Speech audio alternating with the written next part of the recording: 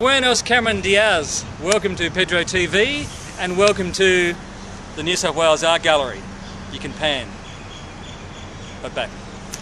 Okay, today we're going to do a guided tour of the modern Australian painting section or collection here in Sydney.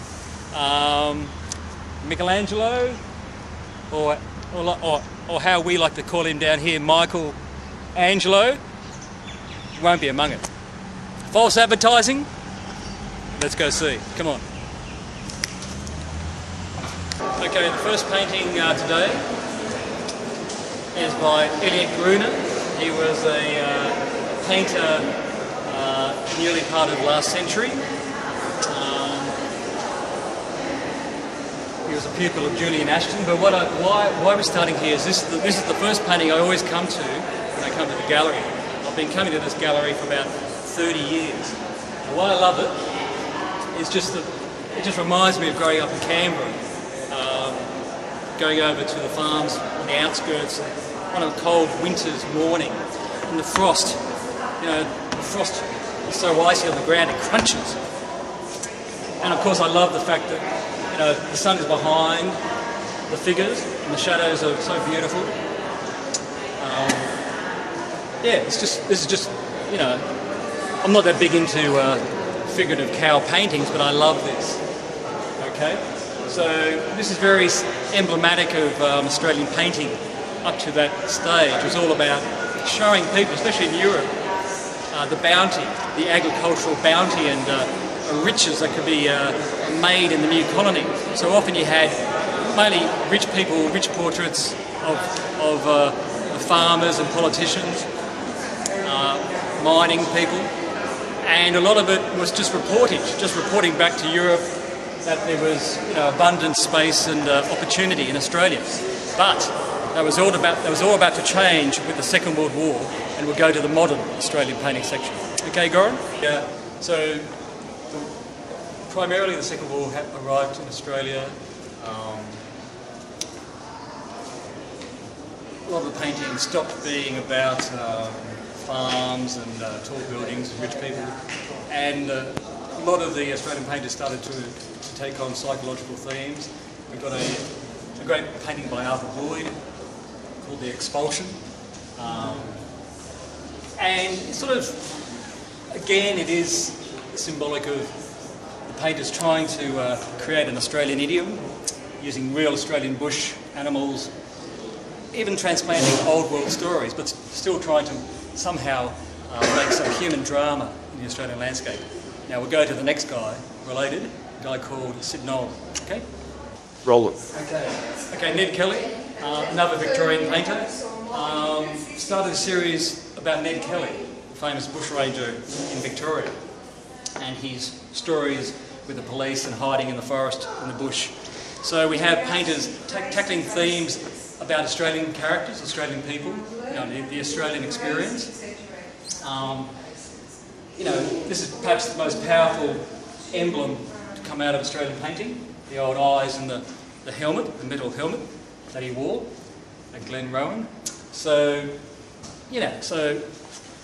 we're getting Australian painters and Australian writers, Lawson.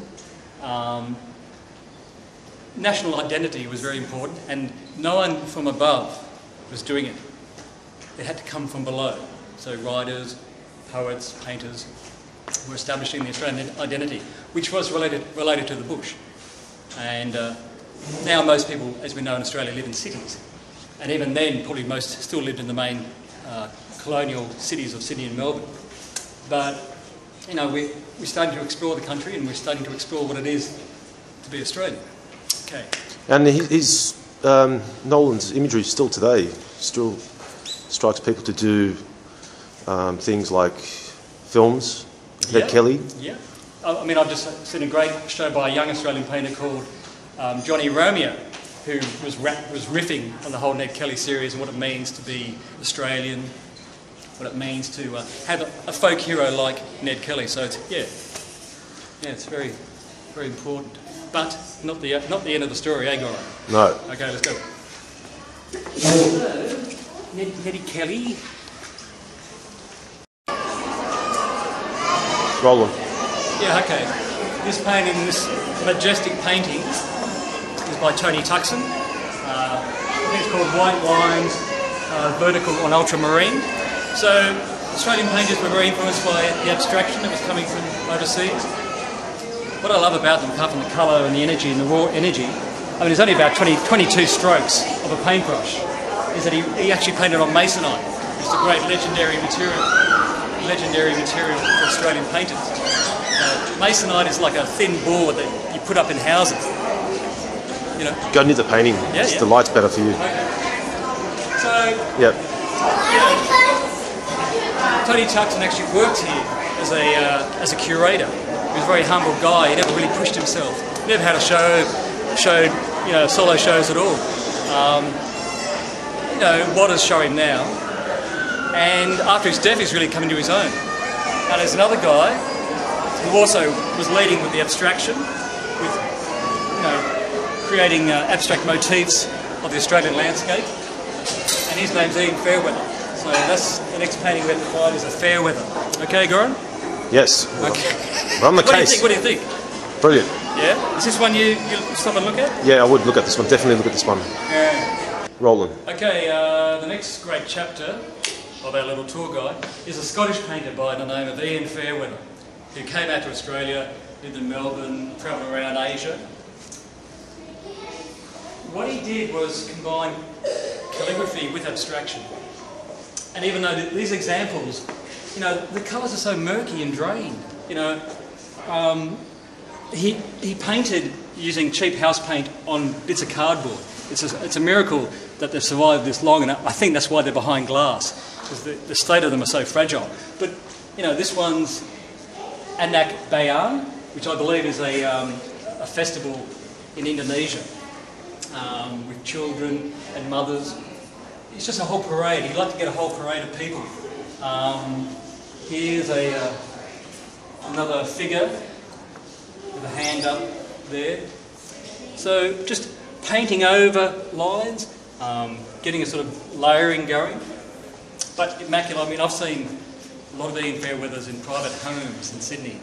A lot of them are figurative, and he could draw faces as well as Donald Friend. He was just a prodigious draftsman with the lightest touch. Yet he liked to draw, to paint these really heavy, dense paintings, often about memories he had travelling in China and Indonesia. This is one's called The Pool. But, it's such a heavy image. Are there figures in the pool? It's just not a translucent, what you'd think of as a translucent watery pool. But he's probably the finest painter Australia's produced. He lived here most of his life. Some of his paintings, like Monsoon and the Monastery, I think it's called, are some of the finest paintings in Australia, that have ever been produced in Australia. I think most of the good ones are in Queensland. But these give you a sense that, he had a restless energy and superb draftsmanship and ambitious composition. He lived in the bush too, didn't he? Yeah, he lived on Robbie Island in a shack, and famously visited by Patrick White once. I think they just sat out on drums, drinking and smoking. But he lived in all weathers. He had no money. What little money he did get from his paintings, he just survived on. He just didn't like civilization that much in the end. But his mind was filled with memories from China and Indonesia and Northern Australia. Yeah, he's probably the best painter in my book. Okay, one more painting before we go. Rolling. Okay, we're rolling. This is Spanish Encounter by John Olsen. So I'll end on a very bouncy Sydney painter. This guy has such an exuberant style. He really seems. We'll come back and maybe explore the international collection or even the Asian collection. This building now has one of the best collections of Asian art in the world. So yeah, thanks again, and we'll see you sometime on Pedro TV. Okay, adios.